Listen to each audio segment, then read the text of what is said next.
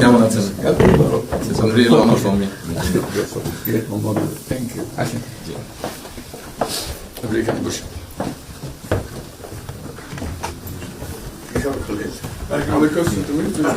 সাহেবের সাথে পরিচয় আছে। ভারপ্রাপ্ত চেয়ারম্যান তারেক রহমানের দেশে ফেরার অপেক্ষায় বিএনপি কয়েক সপ্তাহের মধ্যেই ফিরতে পারেন। দলের পক্ষ থেকে এমন আভাস দেয়া হলেও এখনো চূড়ান্ত হয়নি দিনক্ষণ। আরও একটি নতুন নিউজে আপনাদেরকে স্বাগতম। বর্তমান বাংলাদেশের রাজনীতিতে সর্বশেষ যেই পরিস্থিতি তৈরি হয়েছে তারই আলোকে বেশ কিছু নিউজ নিয়ে হাজির হয়েছি, বেশ কিছু আপডেট নিয়ে হাজির হয়েছি।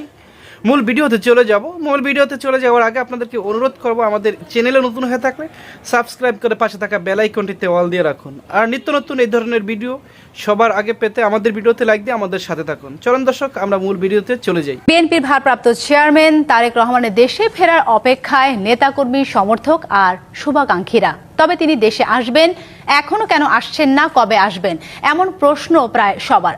আগামী মাসের প্রথম সপ্তাহে অথবা নির্বাচনী তফসিল ঘোষণা হলেই দেশে আসছেন, এমন তথ্য সবার মুখে মুখে। নেতারাও বলছেন তার ফেরার সময় ঘনিয়ে এসেছে, সাংগঠনিক প্রস্তুতিও প্রায় শেষ। এদিকে তারেক রহমানের 61তম জন্মদিনে আজ কোনো ধরনের অনুষ্ঠান বা উৎসব না করার নির্দেশনা রয়েছে দলের পক্ষ থেকে।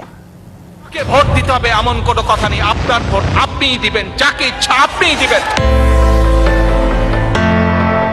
রাজনৈতিক পরিবারে জন্ম হলেও নানা চড়াই উতরাইয়ের রাজনৈতিক কেরিয়ার, জেল জুলুম নির্যাতন ছিল এক প্রকার সঙ্গী। তিনি বিএনপির ভারপ্রাপ্ত চেয়ারম্যান তারেক রহমান। মাত্র 22 বছর বয়সে 1988 সালে বগুড়া জেলার গাবতলী থানা বিএনপির সদস্য পদ দিয়ে রাজনৈতিক জীবন শুরু তার। 2002 সালে হন দলের সিনিয়র যুগ্ম মহাসচিব। এরপরই তৃণমূলের নেতাকর্মী ও সমর্থকদের সঙ্গে ব্যাপক জনসংযোগে রাজনীতিতে তারেক রহমান হয়ে ওঠেন পরিচিত মুখ।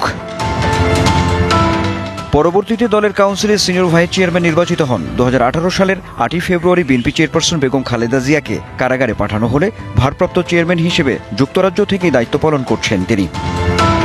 তার দেশে ফেরাকে কেন্দ্র করে প্রস্তুত হচ্ছে গুলশানের 196 নম্বর বাড়ি। চেয়ারপারসনের কার্যালয়ে চলছে মেরামতের কাজ। একই সঙ্গে নয়াপল্টনে কেন্দ্রীয় কার্যালয়কেও গোছানো হচ্ছে। এর বাইরে কিছু আলোচনা থাকে।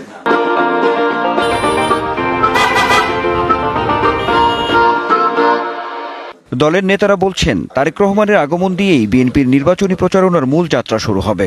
ওনার নিরাপত্তা নিয়ে তো আমরা খুব সজাগ থাকবো, সতর্ক থাকবো। এই সরকার একটা নির্বাচনী পরিবেশ সৃষ্টি করবেন। সেই নির্বাচনে ভারপ্রাপ্ত চেয়ারম্যান জনাব তারেক রহমান তার সঠিক নিরাপত্তাটা নিয়েই যেন উনি প্রচারণা থাকতে পারেন, সেই সুযোগটা সরকারকেই করে দিতে হবে। তিনি গুলশান কার্যালয়ে বসবেন, তিনি পার্টি কার্যালয়ে বসবেন পল্টনে, সেখানেও কাজ চলছে। ওনার রুম টুম সব ঠিকঠাক করা হচ্ছে, এগুলো হচ্ছে, মানে এগুলো এখন সবগুলো মানে সমাপ্তির পর্যায়ে। তারেক রহমানের 61তম জন্মদিনে কোনো আড়ম্বরপূর্ণ অনুষ্ঠান আয়োজন না করার নির্দেশ তিনি নিজেই দিয়েছেন বলেও জানালেন নেতারা। বরাবরই জন্মদিন বলেন বা উৎসব মুখর কোনো অনুষ্ঠান এইভাবে কখনোই উনি পছন্দ করেন না, এবং আয়োজন করার জন্য পারিবারিকভাবেও কখনো উদ্যোগ নেন না, এবং আনুষ্ঠানিকতা উনি পরিহার বা এগুলা অ্যাভয়েড করে চলে।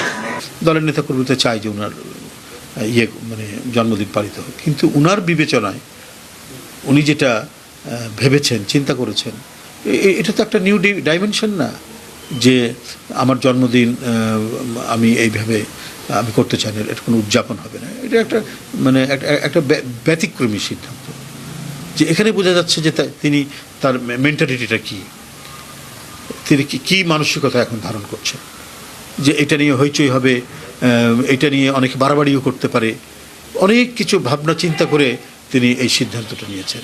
তথাকথিত গদবাঁধা রাজনীতির বাইরে গিয়ে তারেক রহমানের ইতিবাচক ও পরিবর্তনের রাজনীতি জাতির সামনে নতুনভাবে আশার সঞ্চার করছে বলেও মনে করে BNP. Anwar Hossain, DBC news, Dhaka.